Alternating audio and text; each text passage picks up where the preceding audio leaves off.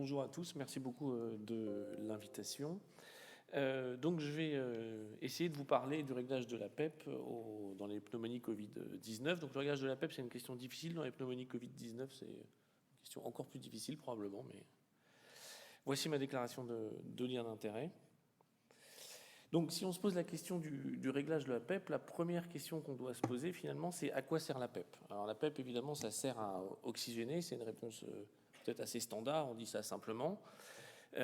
Mais si on va un peu plus loin, la PEP, ça sert à recruter, c'est-à-dire à améliorer l'aération pulmonaire. C'est ce qu'on voit sur les images canographiques que je vous montre ici, avec deux niveaux de PEP, c'est les travaux de Gattinoni, 5 et 45 cm d'eau, hein, c'était pour le diagnostic. On voit qu'il y a plus de territoire aéré à 45 cm d'eau de PEP. Et puis si on devait évaluer ce recrutement pulmonaire, il faudrait le quantifier par un volume, et c'est ce qu'on voit ici sur les courbes PV. Alors on peut aussi mesurer du volume avec le scanner, mais peut-être qu'avec les courbes PV, c'est plus simple d'imaginer que c'est un volume qu'on établit. Alors ce lien entre l'oxygénation et le recrutement, c'est-à-dire entre les deux objectifs de la PEP, mais il est assez connu en fait, et on sait que si on prend des patients à 5 de PEP et à 15 de PEP, eh bien, quand le rapport, l'augmentation de l'oxygénation, qui est mis ici en ordonnée avec le rapport delta, enfin le delta PaO2 sur FiO2, on voit que c'est assez bien corrélé au volume recruté, ou précisément dérecruté ici, puisqu'on passait de 15 à 5 de PEP. Mais on voit que si statistiquement c'est une bonne corrélation, c'est pas parfait, loin de là. Et globalement, il y a plein de situations où le delta PaO2 sur FiO2 ne représente pas vraiment le volume recruté. Et puis ça, c'était avant l'ère Covid. Et puis à l'ère Covid, vous savez, il y a eu beaucoup de changements. Et il y a des auteurs, dont notamment Luciano Gattinoni, qui ont décrit des phénotypes possiblement atypiques, avec une compliance qui était augmentée. Et puis quand ils regardaient au scanner, on voyait que les patients, ils avaient en fait des poumons assez blancs, avec du verre dépoli, mais pas de condensation comme on connaissait au cours du scanner habituellement. Et puis au cours du scanner des patients SDRA. Et puis on voyait aussi qu'il y avait un shunt qui était mesuré, qui était moins important que les patients qui avaient un SDRA classique. Et finalement, ils ont décrit des phénotypes, dont un phénotype qui interpelle un peu, qui est un phénotype qui est dit L, pour une faible élastance, c'est-à-dire une compliance haute, et puis un faible poids pulmonaire et une faible recrutabilité. Et donc ces patients, l'idée, c'était que peut-être ils avaient besoin d'une PEP modérée, que ça servait à rien de mettre une PEP élevée. Alors la question c'était, est-ce qu'il y a ce phénotype atypique? Vous savez, il y a eu beaucoup de débats autour du Covid-19 pour savoir si c'était un phénotype atypique. Beaucoup de données, des données encore de l'équipe de Luciano Gattinoni, Davide Chiumello, où on voit que si on apparie des patients qui ont le même PaO2 sur FiO2, eh bien on voit que les patients Covid, c'était 32 patients Covid, 32 patients non Covid, eh bien les patients Covid, ils ont une compliance qui est plus élevée. Et surtout de façon plus importante, si on regarde l'admission veineuse, vous savez, c'est la somme, enfin c'est une approximation du shunt, ça correspond globalement au shunt et aux zones à faible ventilation-perfusion. Et bien on voit que chez les patients non Covid, eh bien cette admission veineuse elle est bien corrélée aux zones non aérées au scanner, donc ces zones de shunt classiquement, alors que chez les patients Covid, il n'y a pas de corrélation entre l'admission veineuse et les données scanographiques de territoire non aéré, ce qui sous-entend que chez les patients Covid, eh bien, en fait, il y a beaucoup de zones avec des faibles rapports ventilation-perfusion. Et puis, il y a d'autres travaux qui ont été réalisés en tomographie d'impédance électrique. La tomographie d'impédance électrique, pour ceux qui ne connaissent pas, ça permet de voir la distribution du volume et dans certaines techniques comme ici, enfin de l'air, pardon, et dans certaines techniques comme ici de la distribution du débit sanguin dans le poumon. Eh bien, avec ces études, ils ont pu analyser les rapports ventilation-perfusion. Et alors c'est une étude qui est très préliminaire, hein, c'est 7 patients Covid, mais on voit que en fait il y a un mismatch, il y a une adéquation entre les rapports ventilation-perfusion qui est très importante. Alors cette inadéquation elle pourrait être liée à plusieurs mécanismes, mais notamment à la vasoconstriction pulmonaire hypoxique, vous savez, ce qui permet de redistribuer le flux sanguin pulmonaire vers les zones qui sont aérées et d'éviter celles qui sont non aérées. Eh bien, il y a plusieurs arguments au cours de la pneumonie Covid pour dire que, notamment en lien avec les orages cytokiniques et puis les atteintes des protéines mitochondriales et des cellules musculaires lisses, qui pourraient entraîner une atteinte de cette vascularisation, de cette vasoconstriction pulmonaire hypoxique, et donc une diminution des rapports ventilation-perfusion. Et puis si on regarde au niveau ANAPAT, on voit que si on compare des patients qui ont la grippe et des patients qui ont le Covid, eh bien les patients qui ont la grippe, les patients qui ont le Covid, pardon, ont des lésions de dommages alvéolaires diffus, on s'y attend, c'est des patients qui ont des SDRA, mais en revanche, on voit qu'il y a 9 fois plus de microthrombie qu'au cours de la grippe. Alors ça explique pas vraiment l'hypoxémie, mais c'est quand même un élément important. Et puis surtout, ce qui est plus important pour notre sujet du jour, eh ben, il y a beaucoup d'angiogénèse, une angiogénèse un peu spécifique par intussusception, c'est pas facile à dire, mais en fait c'est plein de néovaisseaux qui naissent, et ça pourrait entraîner des anomalies de la distribution des flux sanguins et donc des anomalies du rapport VAQ. Et donc si on résume, on pourrait dire que le SDR atypique, peut-être que c'est du shunt, on augmente la PEP, on augmente le recrutement alvéolaire, et par ce biais-là, on augmente l'aération pulmonaire, alors que au cours du SDRA Covid, eh bien, finalement, on a des zones de faible rapport ventilation-perfusion.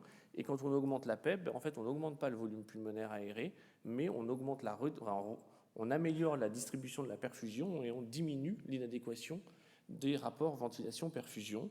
Et donc, ça pourrait conduire à dire que si finalement, au cours du Covid-19, eh bien, on ne recrute pas de poumons, eh bien, dans ces cas-là, ou en tout cas un volume pas significatif, ça ne sert à rien de mettre une PEP élevée, et on revient un peu à l'idée de ce que disait Luciano Gattinoni initialement.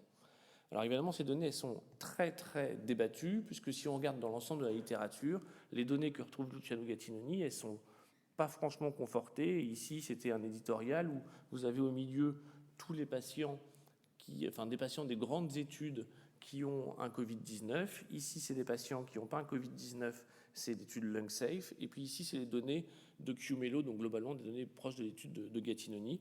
Eh bien, on voit que les compliances, elles sont variées au cours des patients Covid, mais elles n'atteignent pas les valeurs de celles de QMELO, et elles sont finalement assez proches des valeurs des patients non Covid, et ça pourrait sous-entendre qu'en fait, il y avait quand même un biais de sélection. Alors, ce phénotype, il existe peut-être, mais peut-être qu'il était un peu surreprésenté dans les études italiennes, dans certaines études italiennes.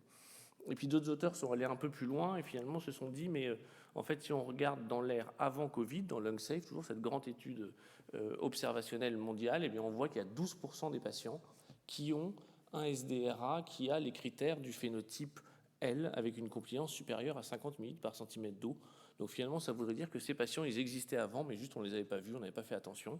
Et puis dans cette étude, les auteurs remontent que finalement la correspondance entre la compliance du système respiratoire qui correspond au volume pulmonaire aéré et puis le rapport PO2 sur FiO2, elle n'est pas si terrible que ça. Et donc finalement, l'idée, c'est que est-ce qu'il y a vraiment un phénotype atypique? On ne sait pas très bien, surtout on ne sait pas la prévalence de ce phénotype atypique, mais finalement, est-ce que c'est la bonne question qu'il faut se poser? Quand on a un malade en face de nous, on se dit quel est le niveau de PEP et surtout pourquoi mon patient est hypoxémique? Qu'est-ce qu'il faut que je lui donne comme niveau de PEP, qu'il soit Covid ou pas? Et donc, mon propos, c'est que si on a une approche physiologique individualisée, finalement, qu'il soit Covid ou pas, ce n'est pas vraiment la question. Et cette approche physiologique individualisée, elle repose sur une évaluation du volume pulmonaire recruté et non pas simplement de l'oxygénation. Alors, on peut utiliser le RI ratio, je vous en parlais rapidement. On peut aussi utiliser l'EIT, le stress index, le LV, tout ce qu'on veut. Il y a plein d'autres options. Et puis, évidemment, quand on parle de PEP, il ne faut pas parler que d'oxygénation et de recrutement. Il faut aussi parler de surdistension et d'effets hémodynamiques. Alors, la mesure du volume recruté, je vais en parler rapidement parce que Guillaume Cartou vous en parlera vendredi plus en détail. Il y aura plus de temps, ce sera plus simple. Mais globalement, l'idée de la manœuvre de recrutement, c'est de se dire que, de cette manœuvre de single breath maneuver, c'est de se dire qu'on passe la PEP de 15 à 5, d'un niveau haut à un niveau bas, simplement. Et très simplement, au moment où on passe de 15 à 5 de PEP, on regarde le volume expiré qui est marqué à l'écran du ventilateur. Et ce volume expiré, il comprend le volume que vous avez réglé, donc ça c'est le volume à PEP 15, c'est assez simple. Il comprend aussi la variation de volume qui est prédite par la PEP, c'est-à-dire que c'est la variation de volume minimum induite par la variation de PEP. Simplement, c'est la compliance à PEP basse fois le delta P, donc si vous passez de 5 à 15, c'est 10 fois votre compliance à PEP 5. Et puis, il reste le volume recruté. Le volume recruté, c'est ce que vous cherchez à évaluer, c'est un élément important. Et donc, une fois qu'on a évalué ce volume recruté, on peut calculer le RI ratio. Juste simplement, l'équipe de Laurent Brochard a décrit ce RI ratio et ça correspond à la compliance du poumon recruté sur la compliance du baby lung. C'est un petit peu compliqué dans le principe, mais l'idée, c'est que plus le RI ratio est élevé, plus le patient est recrutable. Et donc, si on fait ça sur les patients Covid, on s'aperçoit que Le RI ratio, ici vous avez les patients hautement recrutables, les patients peu recrutables, AJ1 et AJ5. Et donc ça, c'est le RI ratio que l'on a ordonné. Et vous voyez qu'il y a une large distribution. Donc ça veut dire que chez les patients Covid, il y en a qui sont recrutables, d'autres qui ne le sont pas. Et puis l'autre élément important, c'est que la recrutabilité elle varie et qu'il y a des patients qui étaient peu recrutables à J1 qu'ils deviennent à J5. Et inversement, c'est plus rare, mais ça arrive, il y a des patients qui étaient plutôt recrutables à J1 et qui ne sont pas à J5.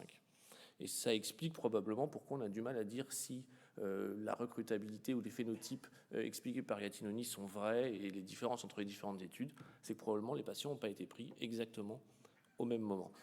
Et puis l'autre élément important, c'est que c'est difficile de prévoir la recrutabilité en dehors de faire des tests spécifiques, donc soit du scanner, soit du RI ratio, soit on parlera tout à l'heure de l'EIT, puisque par exemple la compliance APEP5 ou APEP15, qui est représentée ici chez les patients recrutables et ici chez les patients non recrutables, eh bien ça prédit très mal la compliance, ça prédit très mal la recrutabilité des malades. Et puis, si on parle de recrutabilité, on peut aussi l'évaluer par la tomographie d'impédance électrique, qui est un moyen qui est simple au dit du malade quand on a le dispositif, finalement, quand on ne l'a pas, c'est plus compliqué. Et surtout, ce dispositif, ça nous permet aussi d'évaluer la surdistension. Vous avez ici en rouge l'évaluation du collapsus, en bleu la surdistension. Les pointillés, ce sont les patients non Covid et en ligne continue, ce sont les patients Covid. Et on passe de 6, 9, 12, 15, 18 de PEP. Et si par exemple on prend le cas des patients Covid, eh bien on voit qu'à 12 de PEP, on a finalement un recrutement alvéolaire qui est quasiment parfait, puisqu'en termes de quantité de collapse, on gagne quasiment rien de 12 à 15. En revanche, de 12 à 15, si vous suivez ma flèche là, vous voyez que la surdistension, elle augmente beaucoup. Et donc, si on croit ces données, alors ces données d'imagerie, c'est conceptuel, il y a évidemment des limites dans ce système, mais si on voit ces données, on se dit que mettre une PEP à 15, ça apporte quasiment pas de recrutement, et par contre beaucoup de surdistension, une PEP à 12, c'est plus raisonnable. Alors, c'est des moyennes, c'était des moyennes sur 17 patients, donc c'est évidemment peu de patients, mais ça permet quand même d'évaluer et de se dire qu'il faut faire attention à la surdistension, et au passage, encore une fois, c'est probablement pas l'objectif unique de l'étude parce que c'est un peu compliqué. La PEP chez les patients Covid, la meilleure PEP évaluée par tomographie d'impédance électrique était plus élevée chez les patients Covid que chez les patients non Covid. Chez les patients non Covid, on avait une PEP de l'ordre de 9 et chez les patients Covid, plutôt de l'ordre de 12. Alors, si on devait conclure, finalement, le Covid-19, il y a très probablement une atteinte vasculaire qui est fréquente. Il y a une altération de la vasoconstriction pulmonaire hypoxique qui est importante. Ça rejoint les données que présentait Jean-Pierre tout à l'heure sur ce profil respiratoire un peu atypique des patients qui sont hypoxémiques. Les mécanismes sont probablement assez liés. Il y a une indication des rapports ventilation-perfusion qui est probablement plus marquée. Est-ce que c'est chez tous les patients? Est-ce que c'est au cours de la maladie? C'est difficile, on a des données que je n'ai pas pu vous présenter ici, mais où on voit que la corrélation entre la compliance et le rapport PaO2 sur FiO2, eh bien, il est absent chez les patients Covid à J1, mais par contre à J7, il est présent. Donc peut-être qu'il y a un effet du temps qui est important. En tout cas, la question c'est est-ce que ces SDRA Covid sont très différents des SDRA non Covid? On ne sait pas. Encore une fois, il y a le problème de l'évolution dans le temps, et puis il y a peut-être juste simplement un phénotype qu'on n'avait pas très bien vu. Est-ce que ça justifie une stratégie différente d'un SDRA non Covid?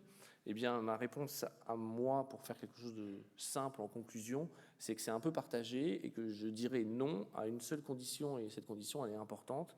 Si on fait une approche personnalisée de la titration de la PEP, eh bien, probablement, on peut se permettre de faire la même titration de la PEP chez des patients Covid, des patients non Covid. Et donc, cette diapo a juste valeur de proposition. Je n'ai pas du tout la prétention de dire que c'est la bonne solution. Mais probablement, il faut évaluer plus le volume recruté que l'oxygénation. En tout cas, chez les patients qui ne sont pas très hypoxémiques. Chez les patients très hypoxémiques, c'est une autre question. Mais on peut se dire que chez les patients qui ont un SDRA modéré ou sévère, il faut, de base, proposer une PEP élevée, mais qu'il faut savoir baisser la PEP si on a des indices qui nous disent que le poumon n'est pas recrutable. Encore une fois, je mentionne ici la situation des patients très hypoxémiques, puisque si les patients sont très hypoxémiques finalement, et que l'alternative c'est l'ECMO, quel que soit le mécanisme d'action de la PEP, probablement qu'il faut quand même leur en donner. Et puis, en revanche, probablement pour les patients qui ont un SDRA léger, le raisonnement peut être plus simple et que peut-être qu'une PEP modérée entre 5 et 10, ça suffit. C'est pas la peine de se poser trop de questions. Même si on n'a pas de certitude pour cet élément. Et puis encore une fois, je pense que c'est vraiment un élément important, c'est que même si on décide de mettre une PEP élevée, il faut savoir raisonner sur l'ensemble du patient. Et un patient qui présente une défaillance hémodynamique majeure, malgré un remplissage, ou qui devient anurique alors qu'on augmente la pression expiratoire positive, si on est sûr qu'on ne peut pas améliorer la volémie, eh bien, il faut évidemment se poser la question de baisser le niveau de pression expiratoire positive. Et puis il faut aussi évaluer la surdistension, même si la surdistension, en dehors de la tomographie d'impédance électrique et de quelques signes qui sont difficiles, comme parfois l'évolution de la compliance, mais c'est très compliqué, et parfois l'évolution de la PaCO2, c'est difficile à évaluer au lit du malade. Voilà, je vous remercie.